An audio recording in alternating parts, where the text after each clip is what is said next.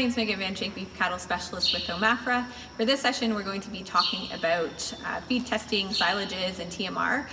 Feed testing is important because it helps prevent overfeeding and underfeeding, so feed testing helps us inform ration balancing and feeding strategies. So for this session, we're going to get both cow-calf and feedlot perspectives. So hello everybody, my name is Catherine Lang. I'm the Livestock and Feed Extension Specialist at the Agriculture Knowledge Center in Moose Jaw. And today I'm here talking about feed testing with David. Hi, my name is David Alex. I'm located out at Kildare, just southwest of Moose Jaw. We run a 400 head cow-calf background operation. Okay, so today in talking about feed testing, David's going to just tell us a bit about what they've done with feed testing. So the first question, how often and how long have you guys feed tested for? How often? We check our feeds once a year, usually just before fall. And we've been feed testing for quite a few years. I don't even remember how long actually. So it's been a number of years. Awesome. And what do you do when you get those feed test results? Recently we've been sending them directly to yourself at the Ministry of Ag. And we end up creating a ration for the winter feeding program. And do you find yourself utilizing different feeds differently depending on the species or classes of livestock you're feeding? As far as it's been getting drier and drier for the past few years, we've been utilizing more straw, more green feed, and hay as well. And been trying a little bit of swath grazing lately, so that still utilizes the feed testing. As far as feeding different feeds for different groups of animals, our backgrounders get different rations than our cows, and our replacements get different rations than our cows do. So yeah, there is lots of opportunity. And have you noticed a difference in either cow condition or growing of backgrounders or replacement heifers since you've started feed testing or making those balanced rations? Yeah, for sure. As last year was the first year with a TMR, I think we met all their expectations, and now doing feed testing and balancing the rations, now we can give our animals what they need to a T rather than guessing what they need. So it's been a really good tool. Okay, so next question we have for you is feed testing worth the cost of getting the test done? Oh, for sure. As a few examples how feed testing paid for us is even in the last couple drier years, we've had all our green feed put up before the frost and stuff, and we still ended up getting nitrates in our green feed. And as even our feed grains, some of our feed grains ended up having ergot and stuff in it. So as far as value put on feed tests, it doesn't take much to pay off the feed test results. And do you find that giving a more balanced TMR, we're able to utilize some lower quality feeds a little more than you normally would, and that saved money in the long run? Yeah, so like at the beginning of the fall, we could feed and take out the guesswork. Doing feed testing, we don't have to guess which is our lower quality feed and which is our higher quality feed. So yeah, it does give quite a bit of options. And one other question, if anybody were to ask you, should they think about feed testing or do feed testing, what would you kind of recommend? Just start and try it and do it, but take your info to someone that knows what they're doing rather than seeing a whole bunch of numbers and not knowing what they mean. So it does pay to be in contact with someone that does know what they're doing with the feed test results. So after feed testing and getting some of those mineral analysis with your feed, has that changed mineral programs here and saved you from any potential wrecks? As far as if we're lacking protein or need extra protein, that feed testing, that's probably the only way you can find out whether you need extra protein or not. So it does make sense. And have you changed like any 1-to-1, 2-to-1, 3-to-1 type minerals based on the rations that you and I have created? We've changed from different types of mineral to more tailored type mineral, so it does make sense on the feed test, so it does take out a lot of guesswork. Okay, thank you so much for your time today, David. So the next thing we're going to show is how these feed testing is done. So David does it every fall. We are here in the spring, so he's got some stock left over that we have the ability to go and do some feed testing on, and I'll show the best ways to do that. So again, thank you again for your time today, David. We really appreciate it. Yeah, thanks for coming out. So we have some pea bales here, and as you can see, they're sitting with the wrap side here and the open side, I guess, up top. So when you're feed testing, you want to take your drill. We have the forge probe here connected into the drill, and you make sure that you set your drill to screw, because otherwise the tension will be too high and you won't be able to drill into the bales. So you set it to the forward setting, and you want to be in about the center of the bale so that when we're going in, we're going across multiple swaths, where if you did it from the top down, you're just catching one swath and the bale won't be packed as nicely to do a drill. So we go about the center, we break the net wrap, and then you push just straight in.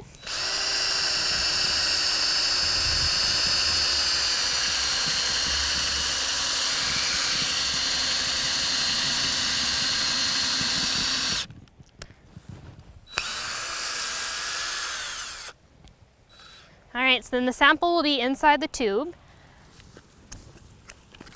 So it just attaches from the drill really quickly, really easily.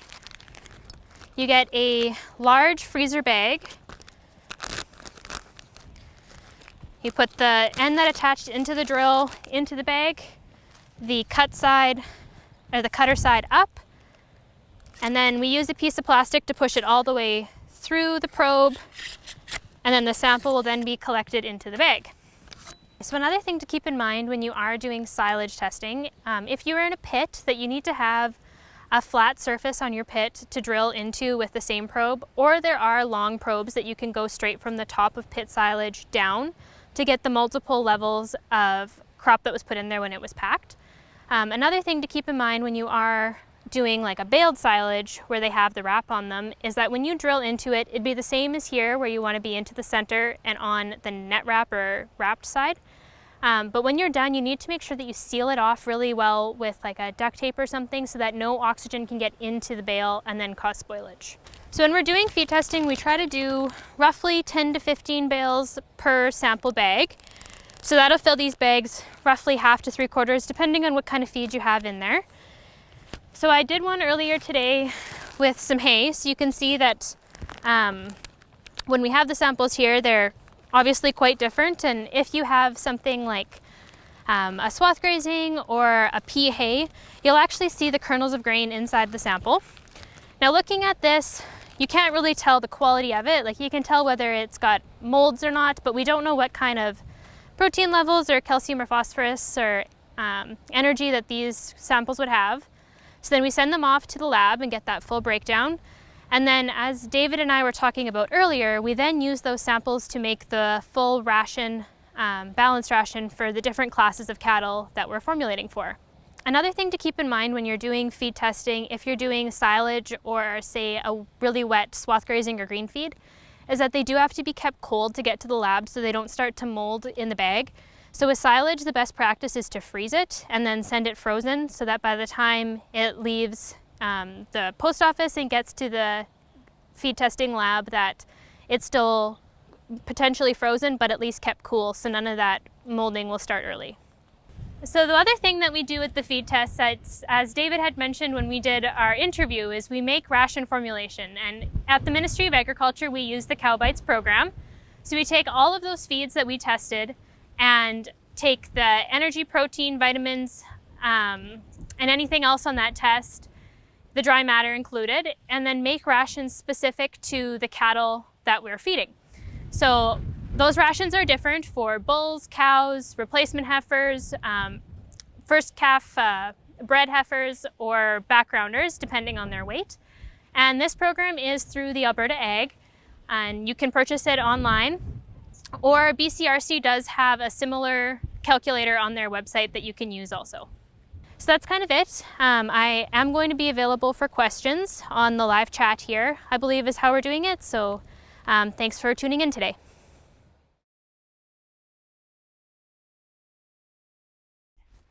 Hello everybody, my name is Catherine Lang, Livestock and Feed Extension Specialist at the Agriculture Knowledge Center in Moose Jaw, and I'm here with Carla Hicks. So Carla, can you tell us a bit of what we're kind of doing here today? Sure. Yeah, we're out here today in our heifer pasture south of Mortlach, and we're going to be talking a little bit about water testing today. All right, so first question I want to ask is, when did you guys start water testing? Well, we've always kind of water tested, but usually we live in an area where we have some runoff issues, and so we've always kind of done it like my parents did before we did. We've always kind of done it, maybe not on a regular basis, but it's something we've always kind of paid attention to, maybe more so in the last few years since it's been very dry around here and we've had some more water issues. And how often do you water test? And in the last few years, we've been water testing. Probably in the summertime, we try to do it once a month. And in the winter time, we usually do it 1 or 2 times a year on the water sources that we're winter watering our animals with. And what do you do with those water test results? Do you use your pasture differently, or? Well, we try to, I guess. We've had dugouts before that have went bad, and so then we've had to alternate or to a different water source or move to a different pasture or start hauling water. We're kind of limited into our water sources that we have available, so it's really just making sure that we don't have a surprise issue. We can always come up with something if we have a water problem. And have you had any issues with water in the past? Yes, that's why we've started to test more frequently in the last few years. About 4 years ago, we had problems with high sulfate levels in our water at our home place. That ended up with cows coming down with polio. And we also had some issues in our nursing calves. So that was really, kind of a light bulb moment for us where we needed to start testing more frequently. And so we monitor things a lot more regularly than we used to. Awesome. Yeah. Have herd health parameters or any fertility problems changed since you've started water testing? The year that we had the really high sulfate water, I think we were on the brink of having an issue with reproductive issues. I think our cattle have adjusted over the years to having higher than normal sulfate levels. But the year that we had the really bad water, when we were aware of what was happening because of the water testing we were doing, so we were able to implement extra supplementation. And so even though we were a little bit delayed on our breeding that year, everything did get bred, and I think it was because we were able to intervene before we had a disaster in the fall. So yes, it has made us much more aware of our mineral program and knowing what we've got water-wise so it doesn't interfere with what we're putting out for them. Okay, well that is all for today. So I am going to go into a demonstration on how to do water testing. Thank you all for listening, and thank you, Carla, for your time today. Okay, so now when it comes to actually testing at the dugout, what we're having to do is collect 1 liter of sample. So you can use a container like this that you can pick up here in Saskatchewan at your regional offices, or just any clean container that will hold 1 liter of sample is good. Lots of times we get like glass jars because they're easy to clean, or other water bottles or pop bottles as long as they're rinsed out really good. Then when it comes to getting the actual sample, you want to try to be as representative of what the cattle are drinking as possible. So that would be reaching in roughly 1 to 2 feet.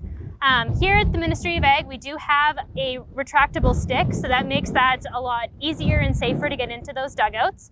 So our summer student Lexi Hicks, she's going to actually do the sampling for us today. So as you can see, she's reaching into the dugout, past any of the weedy material to where the cows would normally want to drink. And she's going to fill that container up, and then we'll transfer it into our sample container.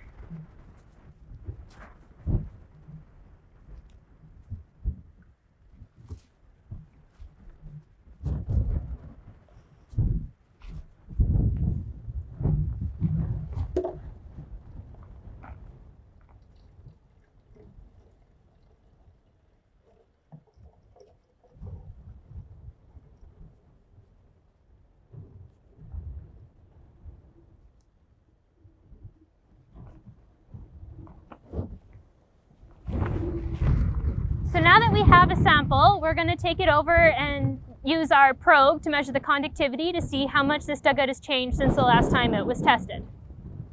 So the next step in water testing, especially here in Saskatchewan, is bringing your water test into the regional office. And in our offices, we have these conductivity probes. So they're measuring the water's ability to carry electricity, which we can then kind of convert into how good the water quality would be.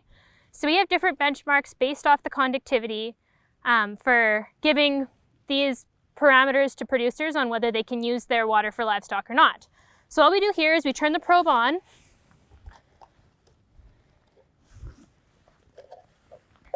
And we submerge it into the sample. So this sample actually, because Carla water tests so frequently, like she had said, was tested on June 21st. So today it's reading actually at 1400 exactly, and on June 21st it was reading at 1292. So this is a good way for producers to be able to keep track of their dugout and how quickly they're changing. And if they would need to either move cattle or fence off a dugout and start hauling water as the proper way to deal with water quality. Just as a point of reference, this one is still testing really good. So the heifers out here are safe to be out here for the next while until Carla's bringing us another sample just to be sure. So the last thing I want to talk about very quickly is that here in Saskatchewan, the Ministry of Agriculture has a partnership with the Roy Romano Provincial Lab in Regina, that they're able to do free water testing for livestock use. So if you are a producer in Saskatchewan who has water that is for either cattle or horses or any kind of livestock, you can bring it into any of the regional offices and we'll send it off to the lab in Regina, and we are able to get that full breakdown that's going to indicate actual sulfate levels, actual TDS levels, and any of the other mineral levels, and that is all free of charge thanks to that partnership. So with that, that's the end of this water testing demo today. Thank you for tuning in this afternoon.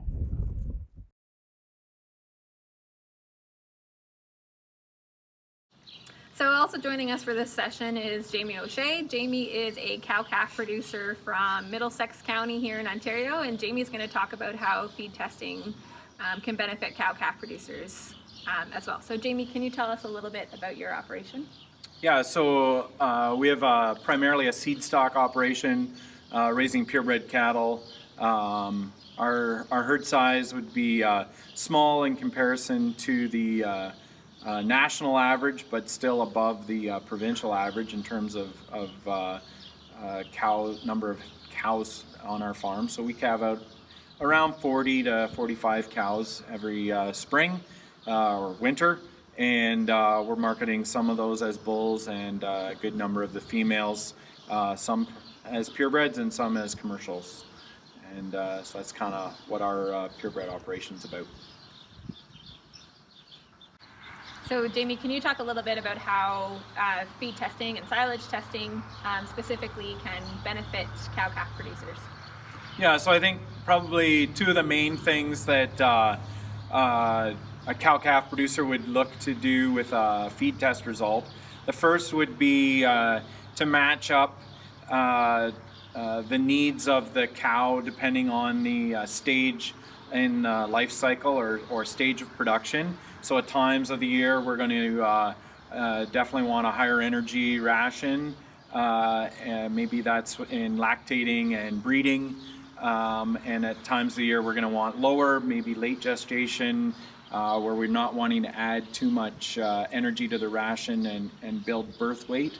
So that would be the one concern, so matching up the stage of production.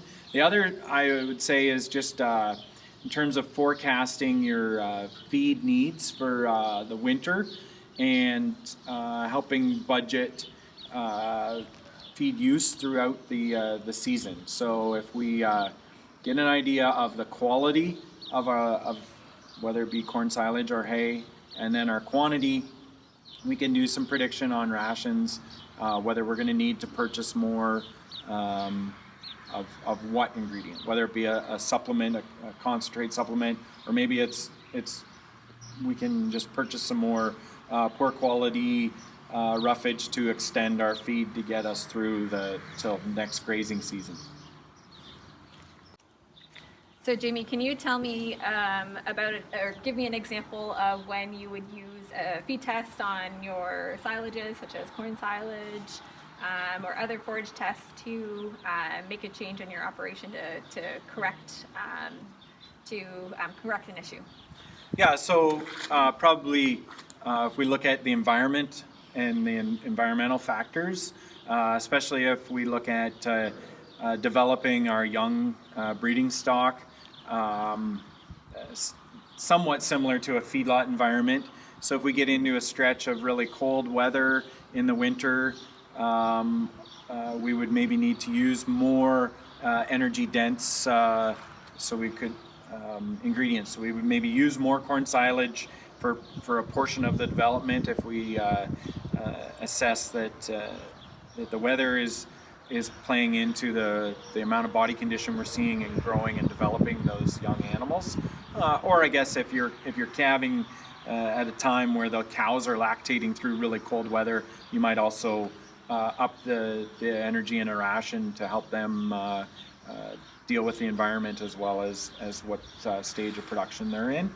Conversely, if we ended up with a much more mild winter, which can happen in Ontario at times, we might back away from using as much corn silage in our ration at times if we're getting too much body condition.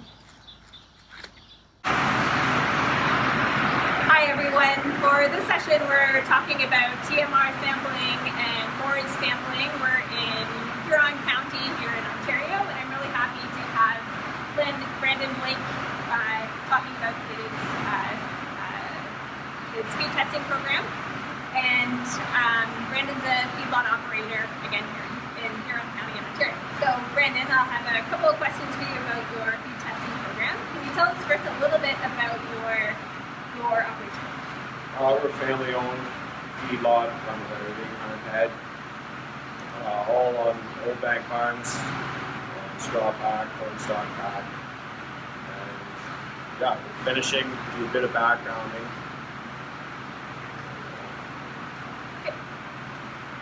Tell us a little bit about how feed testing has benefited your operation. Well, it's a lot. It's to take it right when the feed comes off the field for the bunks, and it just allows us to adjust our feed rations accordingly to meet the cattle's needs, heifers or steers. And it's nice just to take them every now and then, just out of the bunks, out of the TMR, just to make sure that my equipment's getting it done right. I'm doing it right. I'm not mixing too long, not mixing long enough, or just missing something. So the guys from B&L come out, take feed samples, we adjust the rations accordingly, and that's how we keep it all on that. So my next question is, how often are you sampling your ingredients and your forages and your TMR? Well, I guess as a rule, we'll check it every 6 weeks. The guys will come in and take samples, but right away we'll get samples out of the feed bunks when the product comes off the field. We like to get it right before winter again. And just any changes that we notice in the feed bunk itself, if something looks different or just the product's noticeably wetter or drier in the summer, then we'll retest, adjust the rations. And then, yeah, it's just every 6 weeks for bunk samples, or if something's happened with the mixer, knives, whatever. We'll just retest, make sure everything's dialed right in, and keep feeding. Brandon, can you tell us a little bit more about your mixer validation test? Once a year, it happens for us. It just happened actually last month of June, and they come in, time me, doing all the mixing, and then they take all the bunk samples that we just did here today, and then they give me like a report back in my folder that just shows that everything's right on track, all the feed levels are good, the feed's good, and it just kind of gives me a guarantee if there was ever a problem that I have this on farm, and it's good, it covers me, it shows everything. Check it for minerals, fiber, proteins, energy, all that stuff. Then feed company here, they put it in and build our feed ration here. So we build our ration accordingly. This just is an email update. I'll call them with any changes needed. And we'll just make the changes and keep it balanced and just go from there. Sometimes we have to adjust it if last year I had no starch. So I had to move things and different things, protein systems, so everything syncs up with the corn, the silage, and all that kind of stuff. So Brandon, can you tell me a little bit about what you do with your feed test results once you get them back? We just review them with the feed rep, and we just look over everything, make sure everything's all right with it. Then it gets sent away to the lab, and then they adjust it as well, make sure everything's dialed in with it. Then we plug it into the ration and balance the ration. So can you tell me a time where you have used feed testing to correct an issue that you're having, whether it be performance in cattle or? One of the times that I can remember is that we were this is more just changing the order of the feed going in, because we were finding that we weren't having enough fiber in the mix, and we were cutting. I was putting hay and straw in first, and it was cutting the fiber up, like cutting the straw and hay up too much. And we were just noticing some problems with the cattle. They're really tight and stuff like that. They're really sucked up, grinding their gums a lot. So that, yeah, just a simple bunk test with the guys. We looked at it, try some different things, change the ration around a little bit, just in the order that I put it in the TMR mixer. And it's, yeah, just a simple thing like that worked. Another thing is when last year we were dealing with vomitoxin before, just always checking, because we had to buy corn in here, dry corn. We go through the roller here, and yeah, every load's can be different. So checking those levels to make sure we don't get hit. The odd time we'll have trouble with feed, so we're always checking, sending an analysis away, make sure our premix is where it should be. Those are just things just lately. So. Good. Feed testing is an important tool to inform your feeding program, whether you are a cow-calf producer, a backgrounder, or a feedlot operator. It allows you to develop feeding strategies and accurately balance rations based on feed quality. Testing can help you avoid performance issues associated with over and underfeeding or anti-nutritional properties such as toxins. With the introduction of NIRS, or near-infrared spectroscopy, feed testing is more affordable than ever. Taking a representative sample is key to successful feed testing. To get the most value and precision out of your feed tests, your sample should closely represent the feed that is being fed out.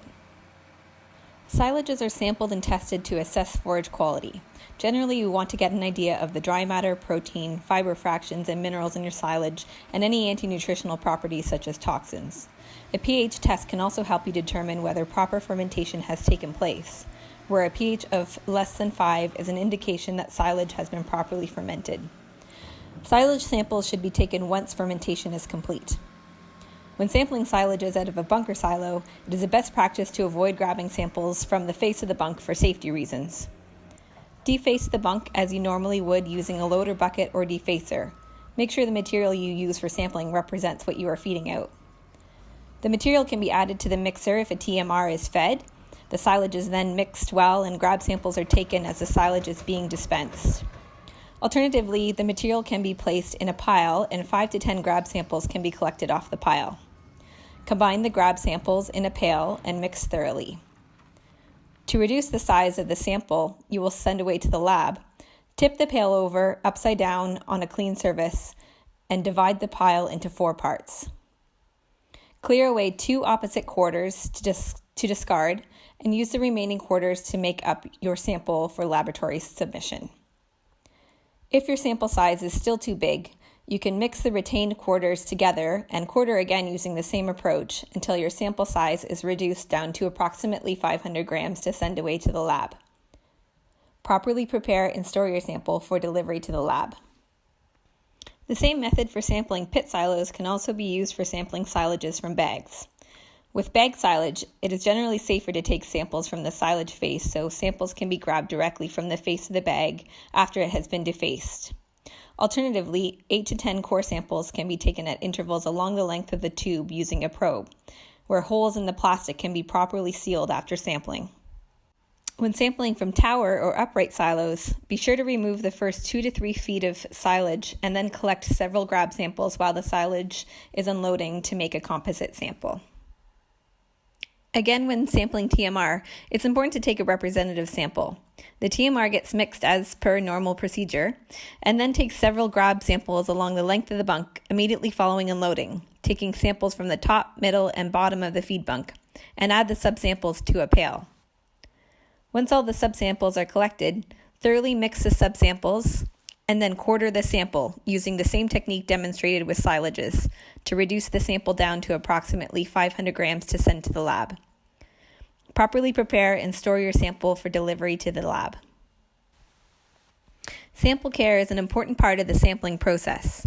First, remove as much air as possible from the sample bag and seal it tight. Label the sample bags with your name, sample number, and feed or forage type. Make sure your feed sample is submitted with a submission form so the lab understands the analysis requested. Immediately refrigerate the sample after it is taken. Silages and TMR should be delivered in an insulated container with freezer packs to keep samples cool. Samples can also be frozen if they will be stored before shipping. Avoid shipping samples on a Friday to ensure samples will not sit in transit over the weekend. A particle size assessment can help you monitor particle size of chop forage at harvest to ensure good packing. A Penn State particle separator, including 3 sieves and a bottom pan, can be used to separate the particles in a sample based on their size. To use the Penn State particle separator, the box is assembled with all 3 sieves in the bottom pan. The sample is placed on the top sieve, and the box is shaken by hand at 5 shakes per side, rotating around all 4 sides for 2 full rotations for a total of 40 shakes. The amount of silage sitting on each sieve measured by weight is used to determine the distribution of particles in the silage sample. For corn silage, a balance in particle size must be achieved to ensure good packing and to prevent extremely short particles. It is recommended that 45 to 65% of silage is on the middle sieve, 20 to 30% on the lower sieve, and no more than 10% on the bottom pan. Corn silage can also be assessed for kernel processing during harvest.